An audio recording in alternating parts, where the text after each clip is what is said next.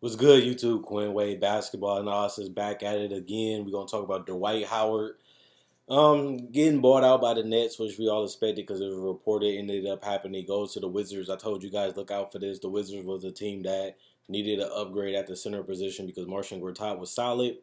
He was serviceable. He wasn't a great defender, wasn't a great scorer, wasn't a dominant center, wasn't dominant defensively. Um, he was a guy that can just take that spot. And what I mean by that is he's gonna be just a solid player. He never was dominant in any areas, or even he wasn't. He was just a solid player, and they got him for the cheap, paying him $13 million deal to get 4, 7, 8 rebounds, get a couple floaters, hit a couple mid-range jumpers every once in a while, knock down a couple free throws because he was a solid free throw shooter for his size and for his size, he is 7 footer almost. Um, but Dwight Howard, this is more of an underrated signing. I won't go more in detail on this one because Dwight Howard, yeah, you see that a lot of teams don't want him, and a lot of teams been letting him fly, and they're not committing to him. Besides the Hawks, they committed to him, but they traded him the next season after they signed him. Um, at the end of the day, Dwight Howard needs to find a home, and the Wizards, to me, is a team that they need a big, but at the same time, they don't have the cap to really get one. And I think that this fit can be a home for Dwight because it's going to be hard for them to get a center that wants to come play for the like a low salary. And I'm not saying Dwight Howard going to stay here for $1 million or $3 million, but I can see him getting that 12, $13 million like Marcin Gortat and being better than serviceable. Because Dwight Howard still can dunk. He still can be a solid rim protector. He's not the elite defender, especially after that back surgery and that knee surgery, but he still is an elite rebounder. He's a significantly better rebounder than a Marcin Gortat. He's a significantly better defender and a guy that you can switch with because of his athleticism and his body. He still do unnecessary fouls. He is very turnover prone, trying to do too much, trying to be too flashy, trying to get out of his comfort zone and try something new. It does hurt him.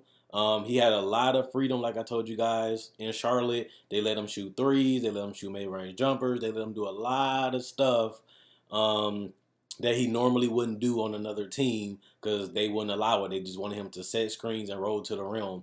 I think playing with John Wall, one of the best players in the league, one of the top 15 players when healthy, because after he had that double knee surgery, he slowed down a little bit, but he started catching back up during the season. But he need this whole off season to just focus on getting his body right, getting in shape, and really just finding out what's next for his game.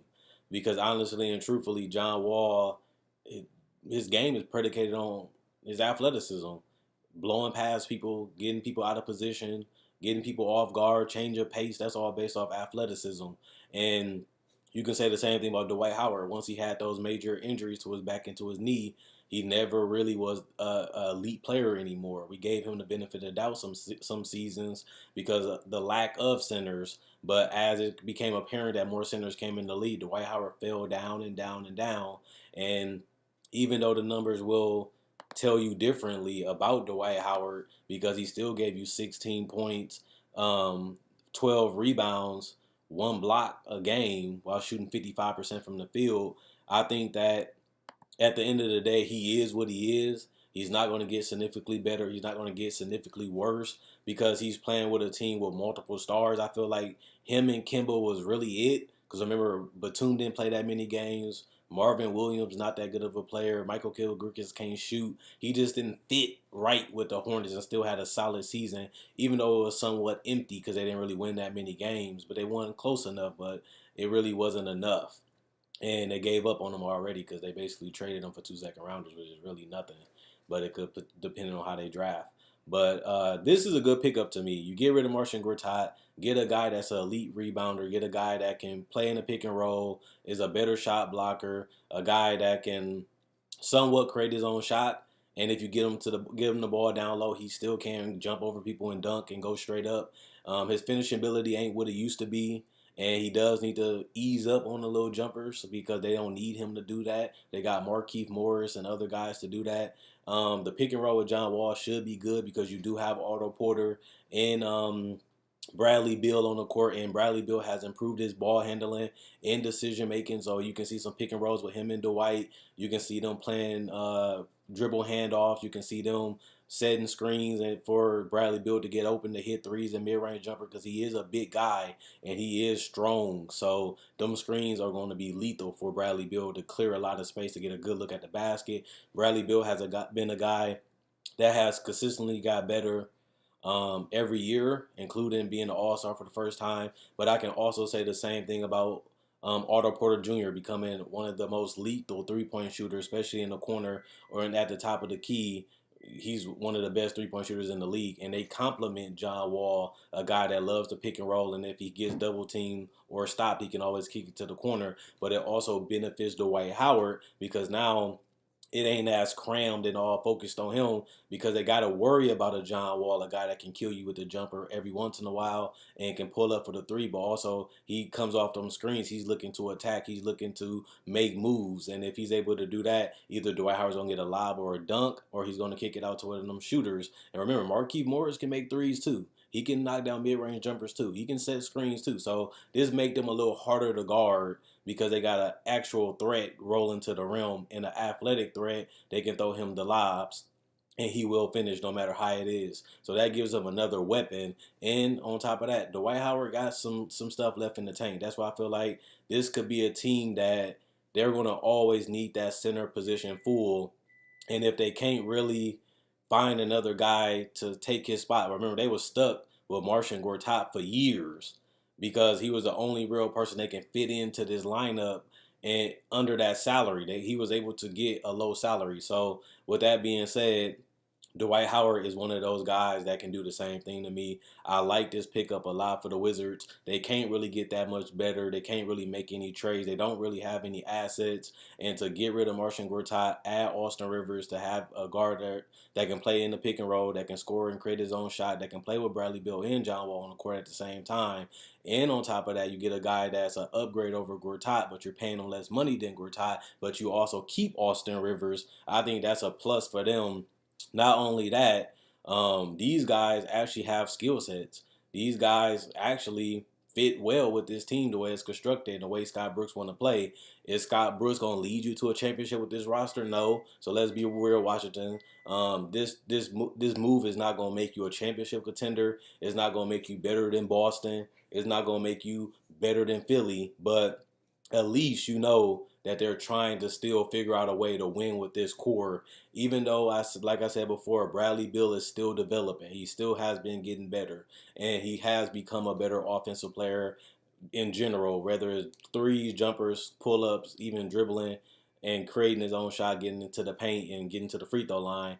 And Otto Porter, he still is a guy that got paid like a max player, but he can still add to his offensive game and add more moves and some more versatile scoring. I feel like Otto Porter now is the guy that has to take that next step of being a better offensive guy and being more versatile. If he's able to get you some pull-up jumpers and get some more offensive rebounds and get out in transition and hit the corner threes, he's been doing that. But now it's time to become a better facilitator, become a significantly better defender. Have some times when they run at you, beat them off the dribble and get to the paint and get some dunks or make a pass or even just find a way just to add more to your game because this team is basically at its ceiling. They really can't get that much better than what they have been doing this off season. And the only real thing they can do is hope Bradley Beal and Otto Porter continue to grow offensively and hopefully become better defensively. And if they're able to do that, they're going to be a tough team to beat. But also, John Wall is getting up there. So he's not going to be the best John Wall we ever seen. Yes, he's entering his prime, but he's coming off 2 double knee surgeries. And he didn't look the same. So at the end of the day, John Wall is still going to be a pass-first guy. John Wall still going to get his points. And John Wall finally got a threat inside that can really dominate the interior and a better defender than Marcin Gortat, even when it comes to help defense, switching defense, and even post defense. Dwight can be turnover prone. Let me say that again. He can be turnover prone. He can be a little wacky and goofy by getting charges and getting ejected and hitting people and being too physical, whining too much. It comes with baggage, getting a guy like Dwight Howard. But remember, you're not paying him that much money. You didn't really give up nothing but a roster spot because you didn't pay him that much cash. And he is an upgrade over Gortat. And you still get Austin Rivers too while losing Gortat and replacing him with Dwight Howard. So this is as good as it's going to get for the Washington Wizards. And at the end of the day, I like this move for them. And John Wall finally got a dominant pick and roll player. Maybe they can bring some old Dwight Howard from Orlando back when in the pick and roll, rolling to the rim, dunking, or getting deep in the position and just going up, laying it over them, or going up and just dunking on them. If he can get to that inside that 3 to 2 feet in the basket and just catch it and go straight up, this could be very tough for a lot of teams and get a lot of the big men in the East, like Joel Embiid, like Al Horford, in foul trouble. Remember, Al Horford is not a great rebounding center. He's not the best physical center, but Dwight Howard, that's what he is. He's a physical guy. He's a demonstrative on the rebounds. And that is an asset, and he still can block and contest and switch. And his defense, not what it used to be, but it's better than what Marcin Gortat was bringing to the table. So I like this move. I know the fans is happy. I know that y'all happy that Dwight Howard got a home.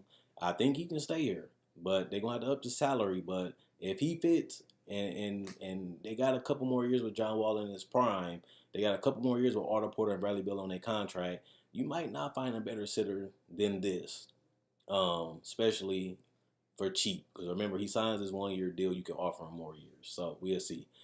Check out my website, analysisplayground.com. Link will be in the description in the comment section below. Check out my Facebook page, analysisplayground.com. Link will be in the description in the comment section below. Like on Facebook to show support. Quinn Wade, Basketball Analysis, I'm gone. And let me know what you guys think about John Wall getting Dwight Howard to the Washington Wizards. He finally got some help in the inside.